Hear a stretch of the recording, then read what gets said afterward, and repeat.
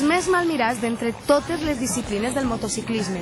Pilots de superquad i quadcross que fins fa més de 5 anys ni tan sols estaven contemplats com a esportistes, però que avui en dia ja poden estar federats i competir com qualsevol altre professional. És el cas de Rubén Soler, este valencià que està a punt de convertir-se en el campió d'Espanya de Superquad o Quad Asfalt el proper 19 d'octubre.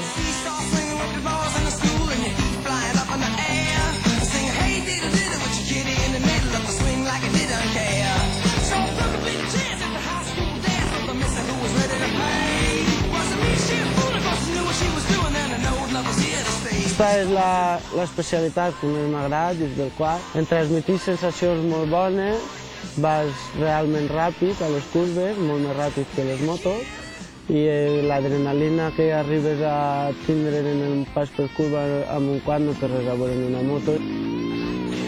Una modalitat esportiva en la qual ha competit durant els 2 anys que fa que existeix com a tal i ha aconseguit ja ser el primer.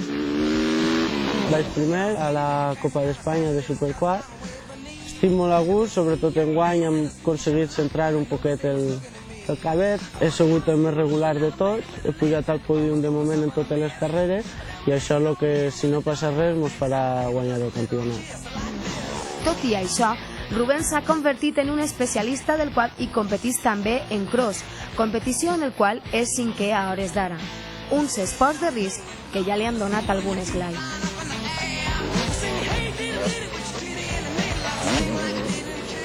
Jo vaig tindre un accident, una fractura d'húmero, estic operat, duc una placa, però bueno, no és que siga més perillós. L'asfalt també pot ser perillós perquè en una curva pot punxar una roda o rebentar una roda i el bac és fort.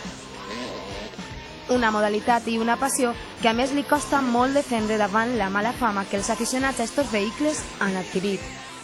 Dins de la gent del quad, sempre, com en totes les coses, hi ha gent que fa un poquet més el cabra que altres, no? I això ens perjudica a tots.